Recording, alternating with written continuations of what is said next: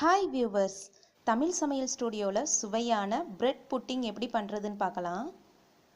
நான் இப்போ 6 துண்டு பிரெட் எடுத்திருக்கேன். இப்போ இதில் சைடில் உள்ள அந்த ப்ரௌன் கலர் இதெல்லாம் கட் பண்ணி எடுத்துடலாம்.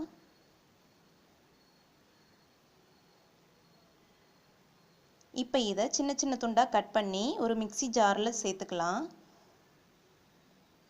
இதை நல்லா பவுட்ரு பண்ணிக்கலாம். இப்போ பிரெட்டு தயாராகிருச்சு. இப்போ நாம் கேரமல் தயார் பண்ண போகிறோம். அதுக்கு இந்த மாதிரி ஒரு பாத்திரத்தில் 2 டீஸ்பூன் சுகர் எடுத்துக்கோங்க.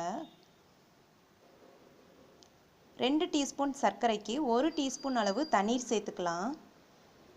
இந்த சர்க்கரையை நல்லா கரைய விடலாம். இப்போ பாருங்கள், சர்க்கரை கரைஞ்சி நல்லா கொதிச்சு வருது. இப்போ இதை நல்லா மிக்ஸ் பண்ணிக்கிட்டே இருங்க.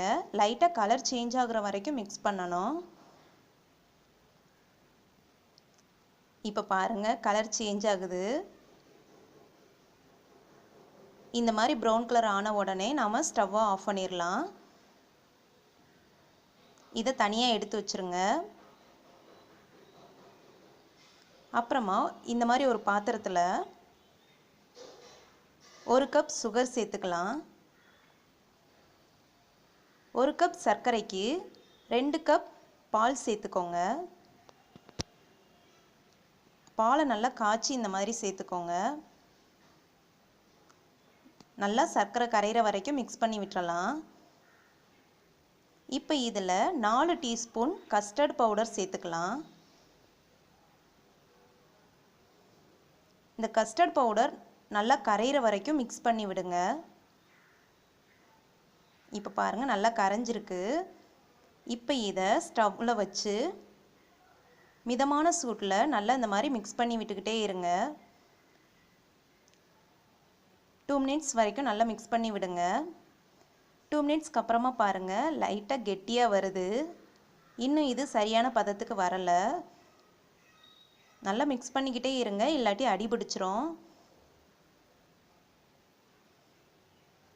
இப்போ பாருங்கள், நல்லா சரியான பதத்துக்கு வந்துருச்சு.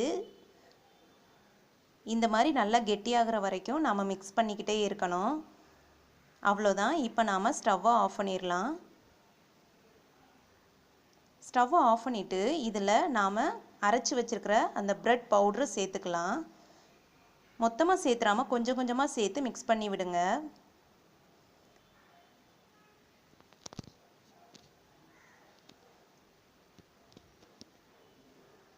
நல்லா கெட்டி இல்லாமல் மிக்ஸ் பண்ணி விடுங்க. இப்போ பாருங்கள், ப்ரெட்டெல்லாம் மிக்ஸ் பண்ணியாச்சு. இப்போ இதில் 2 டீஸ்பூன் அளவு நெய் சேர்த்துக்கலாம்.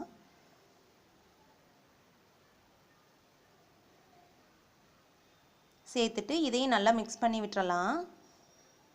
இப்போ நம்ம பண்ணி வச்சுருக்கிற அந்த கேரமலோட சேர்த்துக்கலாம். சேர்த்ததுக்கு அப்புறமா ஒரு ஸ்பூன் வச்சு இந்த மாதிரி நல்லா சமப்படுத்தி விடுங்க.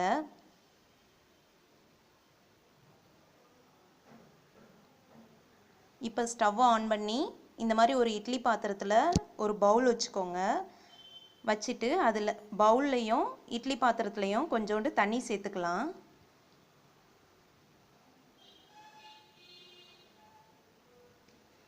இப்போ இதில் நாம் மிக்ஸ் பண்ணி வச்சுருக்கிற அந்த பிரெட் புட்டிங்கை சேர்த்துக்கலாம்.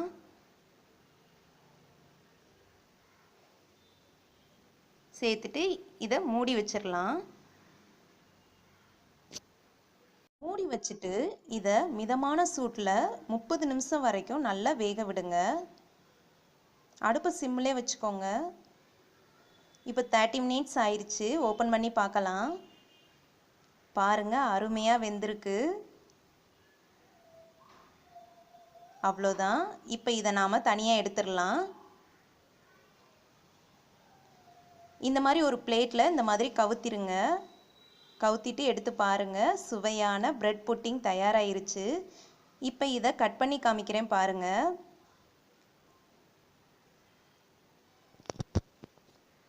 இதை வீட்டில் குழந்தைகளுக்கெல்லாம் செஞ்சு கொடுங்க. ரொம்பவும் டேஸ்ட்டாக இருக்கும். ரொம்பவும் சிம்பிளாக பண்ணிடலாம்.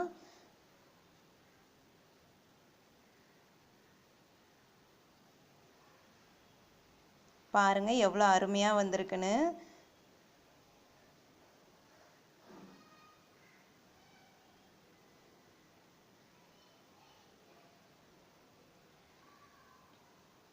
உங்களுக்கு இந்த டிஷ் பிடிச்சிருந்துச்சுன்னா எங்கள் சேனலுக்கு சப்ஸ்கிரைப் பண்ணுங்கள்.